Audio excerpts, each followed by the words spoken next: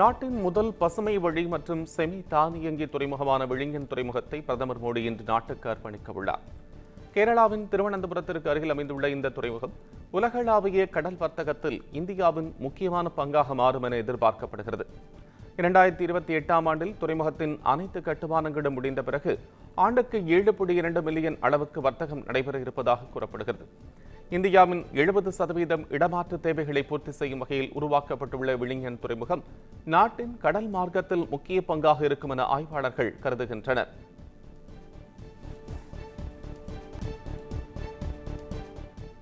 லண்டனில் உள்ள இந்திய தூதரகத்தின் முன்பு காலிஸ்தானி ஆதரவு மற்றும் பாகிஸ்தானியர்கள் ஆர்ப்பாட்டம் நடத்தியதால் பரபரப்பு ஏற்பட்டது. இந்திய தூதரகத்தின் முன்பு திரண்டவர்கள் பெஹல்காம் தாக்குதல் சம்பவத்தில் இந்தியாவுக்கு எதிராக கோஷங்களை எழுப்பினர். இதற்கு எதிர்ப்பு தெரிவிக்கும் வகையில் இந்திய வம்சாவளியினரும் பதில் போராட்டத்தில் ஈடுபட்டனர். தீவிரவாத தாக்குதலுக்கு எதிராக வாசகங்கள் அடங்கிய பதாகைகளுடன் இந்தியர்கள் ஆர்ப்பாட்டத்தில் ஈடுபட்டதால் பதற்றமான சூழல் நேரிட்டதாக போலீசார் அப்பகுதியில் குவிக்கப்பட்டனர். சார்தாம் யாத்திரையை முன்னிட்டு கேதார்நாத் கோவில் நடை இன்று திறக்கப்படுகிறது. காசி கோவிலில் மேற்கொள்ளப்படும் கங்கா ஆரத்தி போல் இந்த கோவிலிலும் ஆரத்தி மேற்கொள்ளப்பட உள்ளது. கேதார்நாத் ஜோதிர்லிங்கத்தை தரிசிக்க படையெடுக்கும் பக்தர்கள் மந்தாகினி மற்றும் சரஸ்வதி நதிகள் இணையும் பகுதியில் ஆரத்திக்கு ஏற்பாடு செய்யப்பட்டுள்ளது. நடை திறப்பை முன்னிட்டு கோவிலின் உட்புறம் மற்றும் வெளிப்புறங்கள் அழகிய மலர்களால் அலங்கரிக்கப்பட்டுள்ளன. காலை 7 மணிக்கு கேதார்நாத் கோவில் நடை திறக்கப்பட உள்ளதால் பக்தர்களின் யாத்திரைக்கான முன்னேற்பாடுகள் முழுவீச்சில் நடைபெற்று வருகின்றன. வருகின்ற 4ஆம் தேதி பத்ரிநாத் கோவில் நடை திறக்கப்பட உள்ளதும் குறிப்பிடத்தக்கது.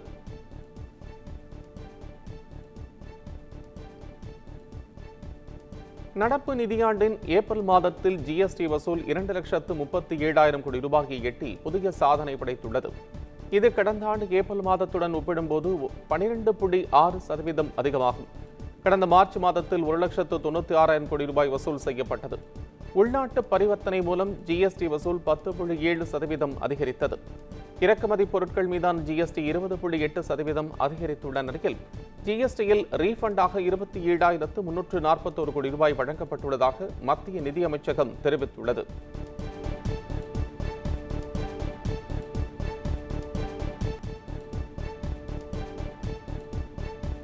ஈரானுடன் எந்த வடிவத்திலும் வர்த்தகம் வைக்கக்கூடாது என அமெரிக்க அதிபர் டொனால்டு ட்ரம்ப் எச்சரிக்கை விடுத்துள்ளார்.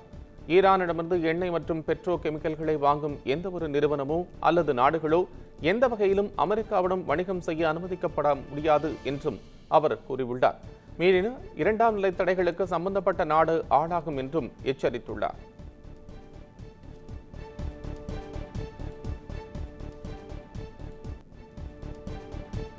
எவ்வித பாகுபாடும் இல்லாமல் அனைவருக்குமான திட்டங்களை பிரதமர் மோடி செயல்படுத்துகிறார் என ஆளுநர் ஆர். ரவி கூறியுள்ளார்.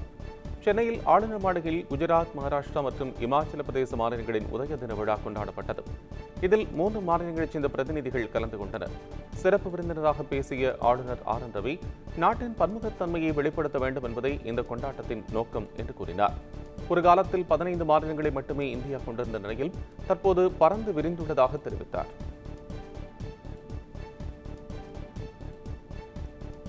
அரசு ஊழியர்களின் சொத்துகள் மற்றும் கடன்கள் குறித்த விவரங்களை வெளியிட முடியாது என தமிழ்நாடு தகவல் ஆணையம் அதிரடியாக கூறியுள்ளது.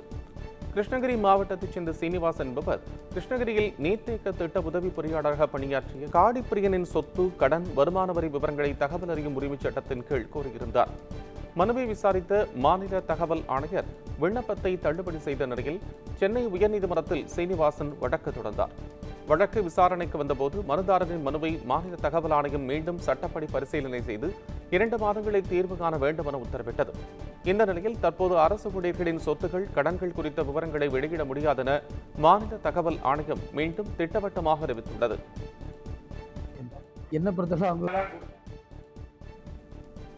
திமுக அமைச்சர்கள் எல்லாரும் வாய்தாவுக்கு சென்று வருவதாக அதிமுக முன்னாள் அமைச்சர் செல்லூர் ராஜு விமர்சனம் செய்துள்ளார்.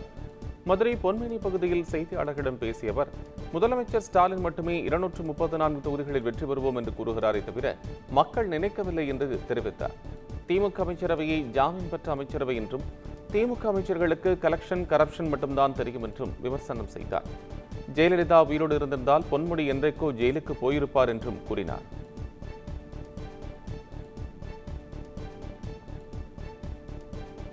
ஜனநாயகன் படப்பிடிப்பில் கலந்து கொள்வதற்காக கொடைக்கானல் வந்த தாவேக தலைவர் விஜய்க்கு தொண்டர்கள் மற்றும் ரசிகர்கள் உற்சாக வரவேற்பு அளித்தனர். கோட் படத்தை தொடர்ந்து விஜய் நடிக்கும் கடைசி படத்தை வினோத் இயக்கி வருகிறார். இந்த படத்திற்கு ஜனநாயகன் என பெயரிடப்பட்டுள்ள நிலையில் படத்தின் படப்பிடிப்பு சென்னையின் அண்மையில் நடந்து முடிந்தது. இதனைத் தொடர்ந்து இன்று முதல் 3 நாட்களுக்கு கொடைக்கானல் தாண்டிக்குடி கிராமத்தில் படப்பிடிப்பு நடைபெறவுள்ளது. இதில் பங்கேற்பதற்காக விஜய் தனி விமானம் மூலம் சென்னையிலிருந்து மதுரைக்கு வந்தார். அங்கிருந்து சாலை மார்க்கமாக கொடைக்கானல் சென்றடைந்தார். அங்கு விஜயை கண்ட ரசிகர்கள் மற்றும் தொண்டர்கள் உற்சாக வரவேற்பு அளித்தனர். தனக்கு அரசியலில் நுழைய வேண்டும் என்கிற விருப்பம் இல்லை என்று நடிகர் அஜித் கூறியுள்ளார். திரைத்துறையில் உங்கள் சக நடிகர்கள் அரசியலுக்கு வருவது அவர்களது தனிப்பட்ட முடிவு என கூறியிருக்கும் நடிகர் அஜித், அதில் அவர்கள் நன்றாக வர வேண்டும் என்பதே தன்னுடைய எண்ணம் என்றார். அவர்களால் மாற்றத்தை உருவாக்க முடியும் என்று நம்பினால் அவர்களுக்கு தன்னுடைய வாழ்த்துக்கள் என்றும் நடிகர் அஜித் கூறியுள்ளார். உண்மையில் அரசியலுக்குள் நுழைவது என்பது 100% துணிச்சலான முடிவு என்றும் தனக்கு அரசியல் நுழைய வேண்டும் என்கிற விருப்பம் இல்லை என்றும் நடிகர் அஜித் திட்டவட்டமாக குறிப்பிட்டார்.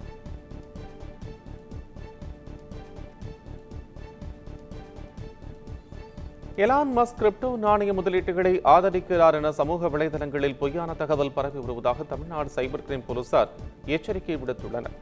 எலான் மஸ்க் கிரிப்டோ கரன்சி முதலீடுகளை ஆதரிப்பது போன்ற போலியான விளம்பர காணொலிகள் சமூக ஊடகங்களில் பரவி வருகின்றது. இது தொடர்பாக நடத்தப்பட்ட விசாரணையில் இதுவரை 26 போலி இன்ஸ்டாகிராம் கணக்குகளும் 14 போலி இணையதள பக்கங்களும் கண்டறியப்பட்டு அவற்றை முடக்குவதற்கான நடவடிக்கை எடுக்கப்பட்டுள்ளது.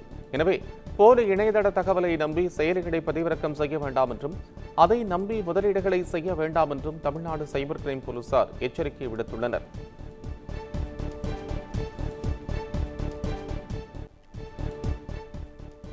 தேனியில் நாம் தமிழர் கட்சியின் தலைமை ஒருங்கிணைப்பாளர் சீமானுக்கு கொலை மிரட்டல் விடுத்த நபரை போலீசார் கைது செய்தனர். கடந்த 28ஆம் தேதி தேனியைச் சேர்ந்த சந்தோஷ் என்பவர் தனது சமூக வலைதள பக்கத்தில் சீமானின் தலை துண்டிக்கப்படும் என பதிவிட்டிருந்ததாக கூறப்படுகிறது. இதுகுறித்து அக்கட்சியினர் சென்னை காவல் கண்காணிப்பாளர் அலுவலகம் மற்றும் தேனி காவல் கண்காணிப்பாளர் அலுவலகத்தில் அளித்த புகாரின் பெயரில் விசாரணை நடத்திய சைபர் கிரைம் போலீசார் சந்தோஷ் என்ற நபரை கைது செய்தனர். கழிவறை திரவத்தை குடித்து தற்கொலை முயற்சி என்று வெளியான தகவல் முற்றிலும் பொய்யானது என்று சின்னத்துறை நடிகை அமுதா வீடியோ ஒன்றை வெளியிட்டுள்ளார். சென்னை சாலிகிராம் பகுதியைச் சேர்ந்த அமுதா சின்னத்திரையில் துணை நடிகையாக நடித்து வருகிறார். குடும்ப தகராறு காரணமாக கணவரை பிரிந்து ஆவடியில் உள்ள தாய் வீட்டில் வசித்து வருவதாகவும் மன உளைச்சலில் கழிப்பறையை சுத்தம் செய்ய பயன்படுத்தும் திரவத்தை குடித்து தற்கொலைக்கு முயன்றதாகவும் தகவல்கள் வெளியாகின. தற்போது இந்த தகவல் பொய்யானது என கூறியிருக்கும் அமுதா வீடியோ ஒன்றை வெளியிட்டிருக்கிறார்.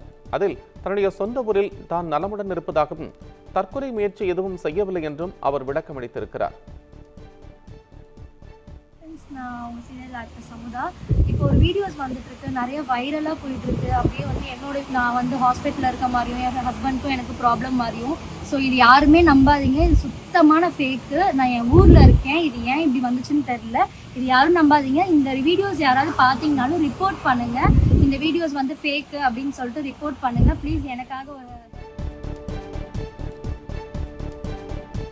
கேரள மாநிலத்தில் 16 வயது சிறுமியை பாலியல் வன்கொடுமை செய்ய முயன்ற வடமாநில இளைஞர்கள் 2 கைது செய்யப்பட்டுள்ளனர். கோழிக்கோட்டில் 16 வயது சிறுமி ஒருவர் டியூஷன் முடிந்து பேருந்திலிருந்து இறங்கி வீடு திரும்பிக் கொண்டிருந்துள்ளார். அப்போது அவரை பின்தொடர்ந்து வந்த இளைஞர்கள் 2 சிறுமியை பாலியல் வன்கொடுமை செய்ய முயன்றுள்ளனர். அப்போது சிறுமி கூச்சலிடவே இளைஞர்கள் அங்கிருந்து தப்பி ஓடியுள்ளனர். இதுகுறித்து சிறுமியின் பெற்றோர் அளித்த புகாரின் பேரில் விசாரணை நடத்திய போலீசார் சம்பவ இடத்தில் கிடந்த காலணியை கொண்டு பீகாரைச் சேர்ந்த பைசன், இமான் அலி ஆகியோரை கைது செய்தனர்.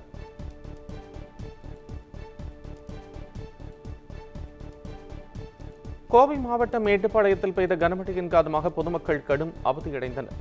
மேட்டுப்பாளையம், காரமடை, சிறுமுகை மற்றும் அதன் சுற்றுவட்டார பகுதிகளில் காலை முதல் வெயில் வாட்டி வதைத்து வந்த நிலையில் பலத்த சூறைக்காற்றுடன் கனமழை பெய்தது.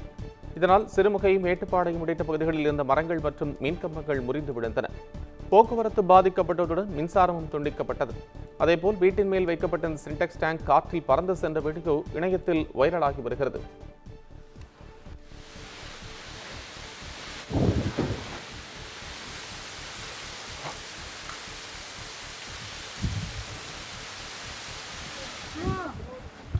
என்னது இது? சிறுமுகை தானா? அடுத்து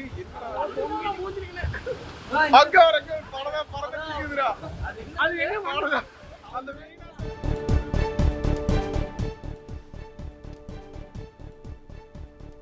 புதுக்கோட்டையில் நடிகர் சூர்யாவின் கட் அவுட்டிற்கு ரசிகர் ஒருவர் பீரால் அபிஷேகம் செய்த வீடியோ வைரலாகி வருகிறது.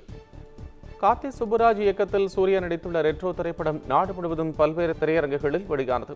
இந்நிலையில் புதுக்கோட்டையில் ரெட்ரோ திரைப்படம் திரையிடப்பட்ட தனியார் திரையரங்கில் ஏராளமான சூர்யாவின் ரசிகர்கள் குவிந்தனர். அப்போது தாரை தப்பட்டை முழங்க உற்சாக நடனமாடியும் பட்டாசு வெடித்தும் கொண்டாடினர்.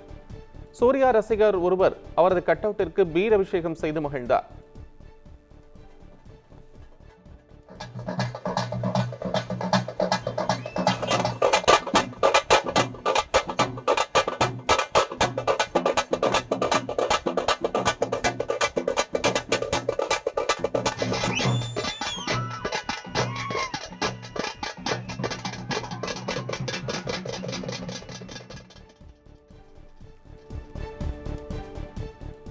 தஞ்சை மாவட்டம் திருக்காட்டுப்பள்ளி அருகே அதிமுக பிரமுகர் வீட்டில் நாட்டு வெடிகுண்டு வீசிய இருவர் கைது செய்யப்பட்டனர். ரெங்கநாதபுரத்தில் வசித்து வரும் அதிமுக இடைச் செயலாளர் பாலமுருகன் வீட்டில் இருசக்கர வாகனத்தில் வந்த மர்ம நபர்கள் இருவர் நாட்டு வெடிகுண்டை வீசிச் சென்றனர்.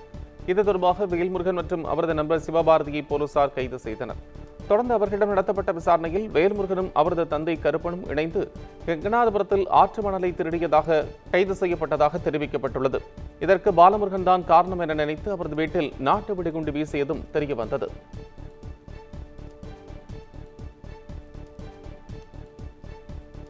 புதுச்சேரியில் புதிய பேருந்து நிலையம் இன்று திறந்து வைக்கப்பட உள்ளதாக தகவல் வெளியாகியுள்ளது.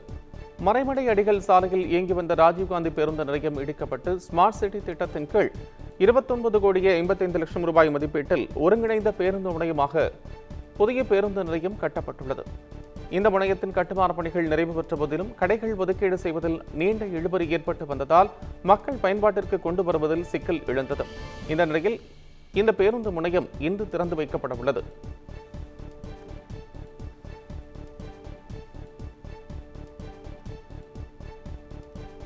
தருமபுரி மாவட்டம் பாப்பிரெட்டிப்பட்டியில் 16 வயது சிறுவனை கட்டி வைத்து தாக்கிய பெட்ரோல் பங்க் உரிமையாளர் மீது நடவடிக்கை எடுக்க வேண்டும் என்ற கோரிக்கை எழுந்துள்ளது. காந்தி நகரைச் சேர்ந்த 16 வயது சிறுவன் குடும்ப சூழல் காரணமாக கள்ளியூர் பகுதியில் பெட்ரோல் பங்க் நடத்தி வரும் ராமகிருஷ்ணன் என்பவரிடம் நெற்கதிர் அடிக்கும் வண்டியில் உதவியாளராக வேலை பார்த்து வந்துள்ளார். இந்த நிலையில் சிறுவன் பணிமுடிந்து ராமகிருஷ்ணனிடம் உணவு கேட்டதற்கு ராமகிருஷ்ணன் திட்டியதால் வேலை விட்டு சிறுவன் நின்றுள்ளார். இந்த சூழலில் சிறுவன் ஓரிரு நாட்கள் கழித்து அவருடைய பெட்ரோல் பங்கில் பெட்ரோல் போடச் சென்றுள்ளார். போது ராமகிருஷ்ணன் உட்பட 5 பேர் சிறுவனை கட்டி வைத்து மூங்கில் மற்றும் பெல்ட் கொண்டு தாக்கியதாக கூறப்படுகிறது. இதுகுறித்து காவல் நிலையத்தில் புகார் தெரிவித்தும் காவல்துறையினர் நடவடிக்கை எடுக்க மறுப்பதாக குற்றம் சாட்டும் சிறுவனின் உறவினர்கள் இச்சம்பவம் குறித்து விசாரணை நடத்த வேண்டும் என்றும் அரசு உரிய நடவடிக்கை எடுக்க வேண்டும் என்றும் கோரிக்கை வைத்துள்ளனர்.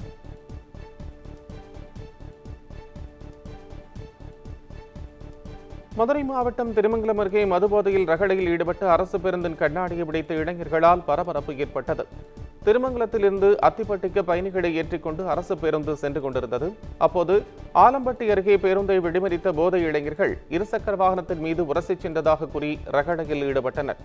இதனைத் தொடர்ந்து கற்களை கொண்டு பேருந்தின் கண்ணாடியை சேதப்படுத்தியதோடு பயணிகளையும் தகாத வார்த்தைகளை குறித்தாக்கியுள்ளனர்.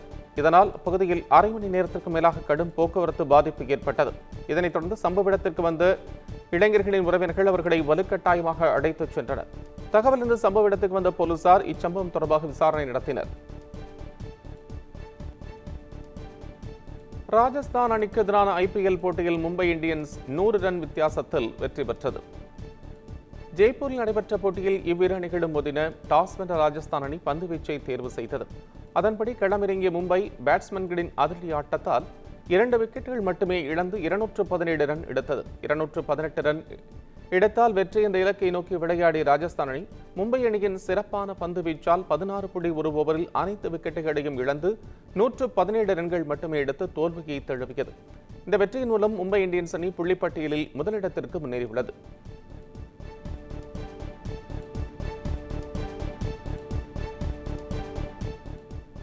BCCI விரும்பினால் மீண்டும் டெஸ்ட் போட்டிகளில் விளையாட தயார் என இந்திய கிரிக்கெட் வீரர் புஜாரா கூறியுள்ளார். T20 மற்றும் ஒருநாள் போட்டிகளில் அசத்தி வரும் இந்திய அணி சமீப காலமாக டெஸ்ட் போட்டியில் சொதப்பி வருகிறது. கிரிக்கெட் விமர்சகர்கள் பலர் இந்திய டெஸ்ட் அணியில் புஜாரா மீண்டும் இடம்பெற வேண்டும் என வலியுறுத்தி வருகின்றனர். இந்நிலையில் இந்திய அணிக்காக மீண்டும் விளையாட தயார் என புஜாரா கூறியுள்ளார்.